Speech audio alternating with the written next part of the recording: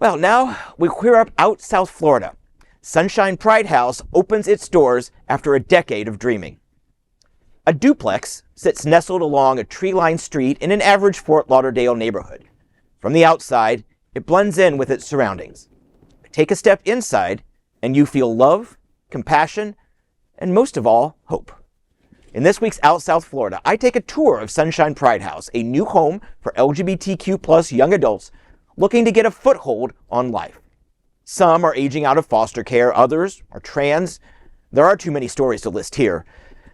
It opened its doors this month and will eventually house 12 people. This is a collaborative effort. Sunshine Cathedral owns the property. FLITE Center helps them develop life skills. SunServe gets them in treatment for mental health services and much more. All with the help of David Jobin and the Our Fund Foundation. I talk with the team that works with the kids 24/7.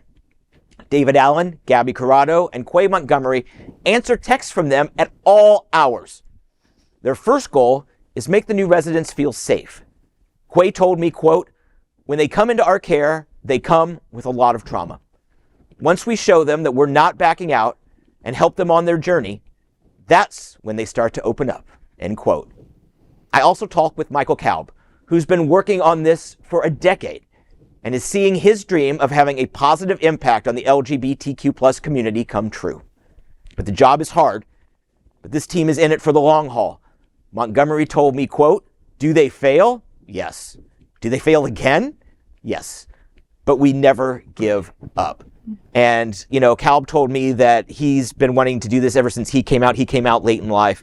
And so he's really been working hard. And the situation never lined up. But this time we've got 3 amazing groups that are putting this all together along with the help of Our Fund Foundation. Mm-hmm. But what really struck me most is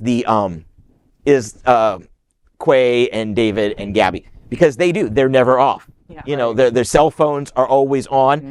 and one of them at least is always buzzing. So their dedication, that's the story for me. Mm-hmm. And then hopefully in a year, I'm going to be able to do a story on how they're celebrating the 1-year anniversary, maybe talk with one of the residents who can share their experience, because this is going to help people. Wow. It's a tip of the iceberg, mm-hmm. but it's great. This story fills me with joy. And, the model that they have developed here is easy to replicate mm-hmm. in different mm-hmm. communities. And that would be really great to see the success that it will have here, and being able to replicate the model in Miami-Dade, mm-hmm. in Palm Beach, mm-hmm.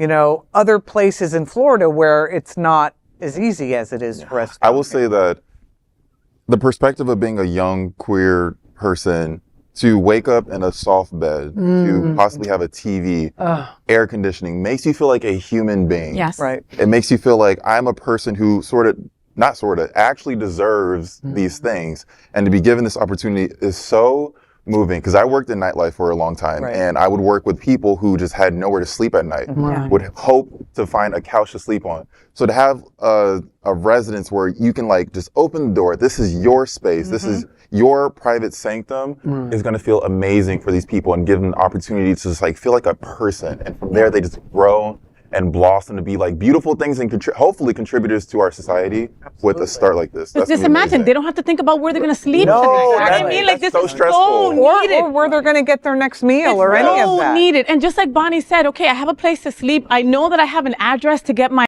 my correspondence, right? That right there, you just enabled a young adult to get ahead, right. To maybe go back to school or get the job training, yeah.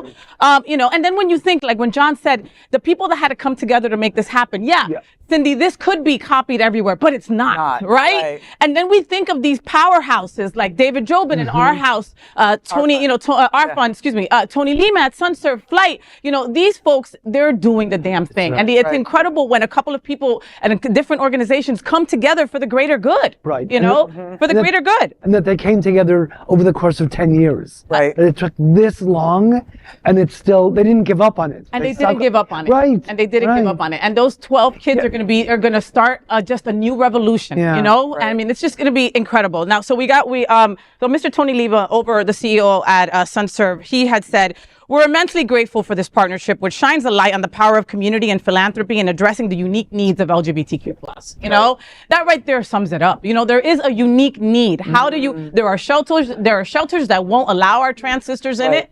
You know, there are holding cells that are put them in the wrong gender cells. I mean, there's just so many different things that our LGBTQ young adults have to deal with. And just a nice warm pillow might be one thing that they don't freaking have to. Exactly. Right.